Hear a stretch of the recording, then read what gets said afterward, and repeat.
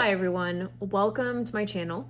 Today I'm going to be sharing the story of how my sister and I found out one day after school that our family's home was on fire. It's a pretty interesting story. It's an interesting experience and I just thought I'd share it for maybe anyone that it could help, or if someone else is going through this. Get your snacks, get your drinks, get comfortable, and enjoy hearing about this interesting experience of mine. When I was about 15 years old, it was a random Wednesday in November, and after school that day, my sister and I had a haircut scheduled. And so my mom picked us up, took us to the salon, and dropped us off. My sister went first. Her haircut took longer than mine. She wanted more kind of done to it, and I just wanted a trim. So I was like, you go first, get it done. I just kind of waited, was chilling, and after some time, it was my turn. We'd already been kind of chatting with the stylist. They were really great. And so I get in the chair and I tell the stylist I just want to trim. And we're just kind of chatting it up, and she's really nice. And I'm kind of watching her cut my hair just because I get nervous anytime someone cuts my hair, which I do cut my own hair now because I have trust issues with that, but that's besides the point. So I'm just watching the stylist trim my hair and making sure that no more gets taken off than what I want. And I hear my sister tell me, Liv, someone just texted me saying that our house is on fire.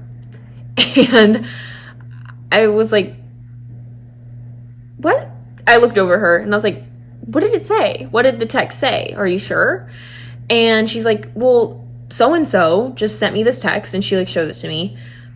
And it truly just is telling my sister hey, we think your house is on fire.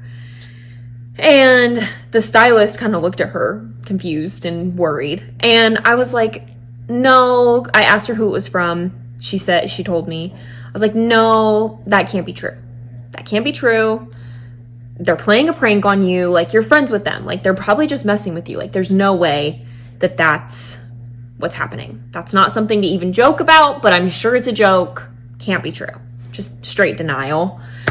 And a minute goes by. The stylist continues trimming my hair. And my sister goes, no, Liv, I think they're telling the truth. And she comes over and shows me a picture that she's been sent of just black smoke going up in the air from the direction that our house is in, from where a neighbor of ours lives, that they had sent her. And luckily, at the time, the stylist was almost done because I was ready to go. I was pretty anxious at this point, and I was really confused, and I didn't believe it. But obviously, after looking at the photo, it seemed pretty true. And I didn't know how bad it was, of course, because the photo just showed some black smoke. So this could have been, a kitchen fire. It could have been something big or something small. A fire's a fire. We didn't know. The stylist was very sympathetic. She's very kind to us about it. I could tell she was worried. I asked her if I could go check my phone. And of course she said yes. And so I go grab my phone. I check it. Sure enough, I have people who've sent me messages saying, hey, your house is on fire. And it's people who live down way far away and they can just see my house in the distance, or it's people who lived right down the road from us and it's a picture and just notifying me that hey, your house is on fire, just so you know. And I was like, okay, great. So I looked at my sister and I think we were both in shock. We didn't really know what to say or do, and I was still kind of in disbelief. And I also just wanted to tell myself that it's probably nothing. From the pictures, I could tell that our house was on fire, but I kind of wanted to just, I didn't want to believe that it was a big fire, I guess. I didn't want it to believe that I didn't want to believe that our house was burning down. I didn't want to believe that it was something that would cause us to not be able to live there anymore. We finished getting our hair done. My mom comes to pick us up. I get in the car, and as I'm getting in, I ask my mom, is our house on fire? Because we've been getting texts. And she just goes, yep, it is. Got it. Got it. Okay. So she starts driving us back to the house, and I'm just very anxious to see how bad it is.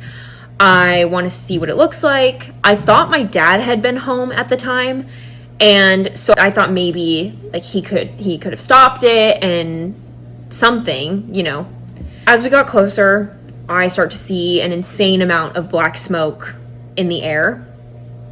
And it's all coming from the direction of our house. The cloud is getting bigger. We finally, you know, pull down our road. We turn the corner, and there's just big red lights, big red fire trucks, and the street is blocked off, and our house is in flames.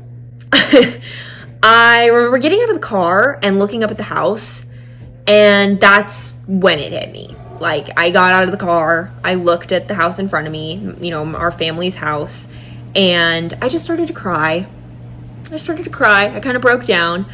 I felt super embarrassed. One of our neighbors came up and hugged me. It was so kind of them, but I immediately got embarrassed. I was like, oh my gosh, stop. Like, there's people looking at you. Like, this is a movie. Like, I'm pulling up. This is our family's house is on fire, and people are watching my reaction because, holy crap. I immediately was like, well, where's our dog? Like, where is he? Was he out? Because where was my dad, right? Where is everyone? Our dog was fine. Someone saw the fire had started. They heard our dog barking from the inside trying to get out, and they broke down the front door and let him out. Thank goodness for good people. And I learned that my dad had not been home when it started. He left for probably 15, 20 minutes to go pick up my little brother from school. And that was when the fire started, was when he left. Just to make it clear, nothing really looked salvageable based on how big the fire was, how many fire trucks there were, how much smoke there was. I kind of knew, like, our house is kind of done for. I didn't know if there'd be stuff that could be saved from inside the house after the fire had been cleared. I was super worried about my other pets because I had a guinea pig and a hedgehog inside, and there was no way of knowing if they had survived or not. As I stood there watching the firefighters put the fire out, watching our house, I kind of started going over all the scenarios in my head of where are we gonna go? What are we gonna do? Just the uncertainties. Our neighbors were really great. They helped, you know, kind of get my siblings and I away from it and take our minds off of it a little bit. One of our neighbors allowed us to go to her house, and she ordered us pizza. Another one brought us pillows and blankets. A lot of people brought us things that we might need, and people from our church were super kind and very supportive, and just a lot of people really came together to help us in such a desperate time of need, and we were super grateful. That was really kind, and no one had to do that, and it meant a lot to us. I do remember as I was standing there, though, throughout the night, you know, I was with neighbors and with people who were showing up to see if they could do anything. We were standing there, and there was cars waiting on the road to get through because they'd blocked the road off because it was unsafe to drive by. And there was this woman who was in line waiting to get to her house. I think she was bringing her kid back she was bringing him back from something, and they needed to leave again. They needed to go home, do something, and leave again because he had another extracurricular. And she was really upset because they weren't letting her through. And she was like, my son has, you know, baseball practice. I don't remember exactly what it was, but she's like, my son has baseball practice and he's going to be late. He's not going to be able to make it if you don't let me through. I need to get through to my house. And I just remember staring at this woman with a pretty dirty look on my face, because in my head, I was like, hey, I'm standing here watching my house kind of burn down, or my family's house burn down, and you're worried about your 11-year-old son's baseball practice. I couldn't have cared less for her. Like, I was like, wow. I was just shocked, I guess. And she saw me staring at her with the face that I had on, and she kind of stopped complaining, kind of sat back in her chair, not in her chair, in her seat, you know, in her car, and rolled up her window. and just waited patiently from then on. Like I said, it was probably because I was looking at her in such a horrible way, but I think it was deserved. I don't know how you can have that kind of attitude when someone's house is burning down in front of them, but that's just me. A few hours later, though, we were able to go inside the house, and I remember walking through the front door and just seeing the ceiling on the ground, on the floor of the house, and everything was pretty burnt to a crisp, and I just looked up and saw the sky, and I was like, oh my gosh, this is crazy.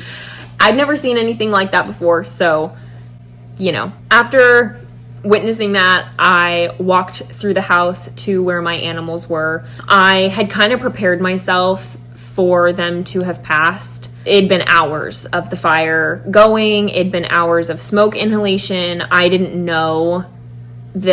feel like they would survive because both of them were fairly old in their age. And so I went and checked, and I found my guinea pig alive.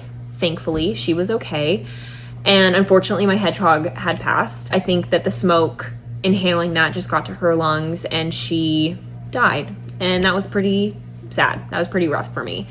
But I had spent the evening worrying about it and kind of just preparing myself. So I understood, but it sucked. After that, I checked on my siblings' rooms, I checked on my room, more of my room, and just kind of saw what was salvageable and what wasn't. Luckily, because our rooms were on the opposite side of where the fire had started, not too much damage was done. We were very grateful. A lot of our clothes were perfectly fine. Obviously, they smelled of smoke, but perfectly fine. My siblings and I were told to get some garbage bags, some black garbage bags, and just fill with clothes or other things that we felt were really important to have that night or for the next couple weeks. Once everything was kind of squared away, we'd packed all of our stuff that we could, if anything was left to pack, because I think my parents' stuff, my parents didn't really have much from what I remember. My grandparents didn't live too far away, so we drove to their house. We stayed with them for the next couple of weeks until we got into a rental home. And my parents spent the next 2 years trying to rebuild that home.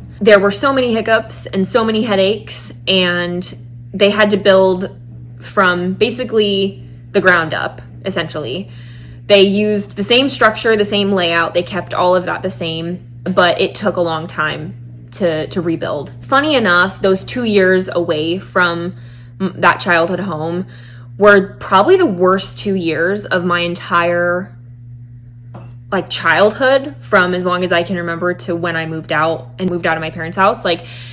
Probably the worst 2 years, oddly enough. I don't know if it was because we were in our normal home. I don't know. It was just bad time of life, bad time of being a teenager, and we weren't in our normal house. It just felt so out of place. Everything just felt off, and it was kind of rough. But either way, we were really grateful to have a rental house to be in and to have people who supported us during that time. We were grateful that we were all okay at the end of the day. That's what mattered to me. Once we were able to move back in, life got a lot better. Things felt different because, it looked different. It was a different time of life. So much had happened, but still, for me, it got so much better. Life felt more normal, and I was really relieved. Now that it's been a couple years, overall, I've learned a lot from that experience. I learned that we don't have any control over external events in our life. And things happen that we just can't explain. And life is difficult. What we can control is our internal reaction. We can accept our emotions and we can feel them and we can focus on the present and just take one thing at a time. Self-care is important, seeking support is important, and accepting that we cannot control a lot of the things that happen to us is very important, because if we're not accepting to that fact, it just causes more suffering.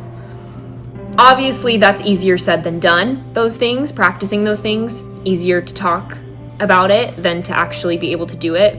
But definitely a life lesson that I learned that really helped me, and I think will continue to help me as I go about my life.